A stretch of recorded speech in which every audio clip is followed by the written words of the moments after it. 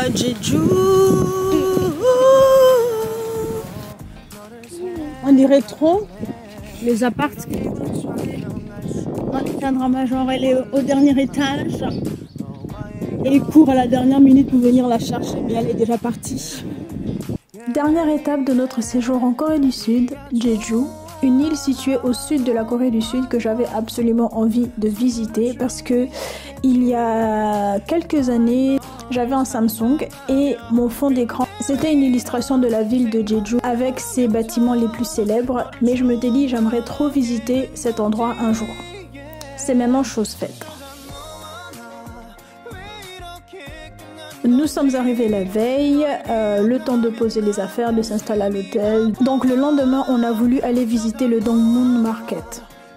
Comme son nom l'indique, c'est un marché avec énormément de choses à disposition que l'on peut acheter et consommer sur place aussi. Donc que ce soit de la nourriture, des sucreries, des pâtisseries, des tteokbokki, des hotdogs, les oranges de Jeju parce que Jeju est célèbre pour ses oranges et ses fruits de la famille des citrons, des oranges, etc.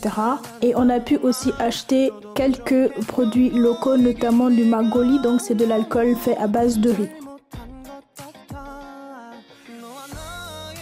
Après ça, on a décidé d'aller visiter l'autre côté de la partie nord de l'île parce que notre hôtel est situé dans la partie nord de l'île, donc Jeju City, et dans la partie sud, il y a toutes les grandes activités touristiques qui sont indiquées généralement dans les guides.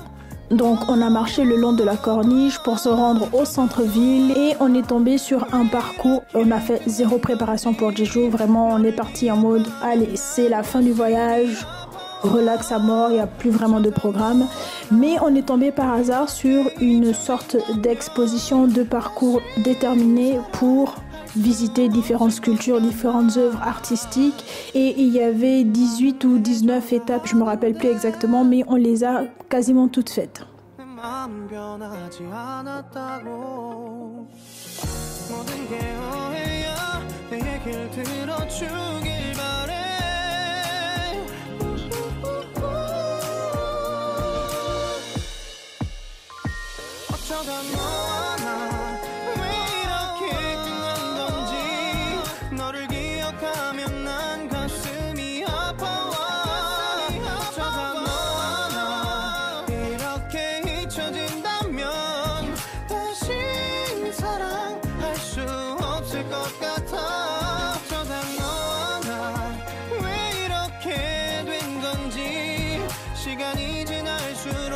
Après ça, à nouveau, toujours par hasard, parce qu'on n'a pas de programme pour aujourd'hui, on est tombé sur une école du confucianisme, donc on a décidé de rentrer en s'assurant évidemment qu'on avait le droit. On pouvait y entrer, visiter, découvrir l'histoire de l'école en elle-même, ce qui était enseigné à l'école et s'intéresser sur l'architecture et l'histoire du bâtiment en lui-même.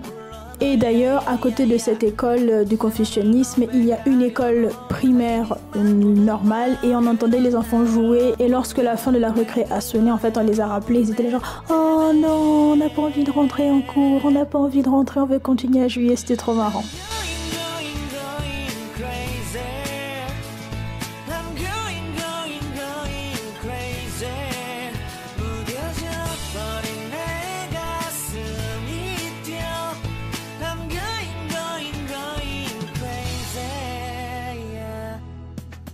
Après ça, on est passé de l'école du confucianisme, on est tombé sur un ancien palais qui abritait l'ancien gouvernorat ou en tout cas la résidence officielle du gouverneur / commandant de la région. Ils ont utilisé pas mal de statues en cire pour représenter les différentes personnes qui vivaient ou qui travaillaient au sein de ce bâtiment. Donc il y avait les policiers, les gardes, la sécurité, le gouverneur, les invités qu'ils recevaient. Du coup, ils ont fait la simulation pour montrer comment ça se passait un repas.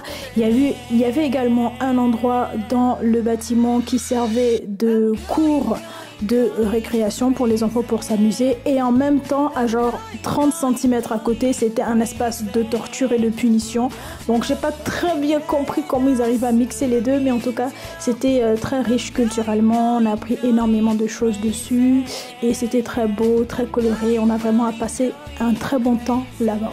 Et pour terminer la journée, on avait déjà repéré 2 activités qu'on voulait absolument faire ce jour. La première, c'était un spectacle de jeux de lumière. Et la deuxième activité qu'on voulait absolument faire, c'était voir le coucher de soleil à Jeju. Moi, personnellement, en tout cas, c'est quelque chose que je voulais absolument voir. Donc, chacune de nous s'est mis dans son coin sur la corniche près de notre hôtel. On s'est assise et on a pu observer le coucher de soleil. Beaucoup d'émotions parce que j'ai pensé à toute la chance et le privilège que j'avais d'être là, de vivre cet événement personnel et particulier. J'étais au summum et au paroxysme de l'émotion. Après ça, il nous restait encore 1 jour et demi à Jeju. J'ai essayé de filmer le lendemain, mais en vrai, j'avais la flemme et je pense que je voulais vraiment profiter du reste du séjour. On a visité différents lieux touristiques dans le sud de l'île. Perso, après avoir fait l'expérience des transports en commun dans le sud de l'île de Jeju, je recommande absolument à 100% de partir avec une voiture, soit en location, soit de prendre un chauffeur particulier avec sa voiture qui va vous accompagner parce que sinon c'est impossible. Et après ça, le lendemain, on est retourné sur Séoul, on a fait les derniers shopping. Moi, j'ai dévalisé Olive Young. J'ai eu pas mal de produits que je voulais absolument parce que j'avais déjà fait mon repérage. Sur TikTok, j'ai fait l'unboxing et le haul de tout ce que j'ai racheté en Corée du Sud, que ce soit les vêtements, la food ou la skincare. Je vous laisse aller regarder. Et de manière générale, très contente, très heureuse de ce voyage. J'ai mis beaucoup de temps à finaliser le montage, mais c'est parce que j'étais très prise au travail et sur d'autres projets. Mais très contente, très heureuse de ce voyage. Je ne regrette absolument rien des sous que j'ai dépensés pendant ce voyage. Tout était volontairement dépensé, donc je suis très contente. Et voilà. Anyway, j'espère que cette vidéo et les 2 précédentes vous ont plu et ou vous ont été utiles. Je vous dis à très vite pour de nouvelles aventures. Allez, salut! Even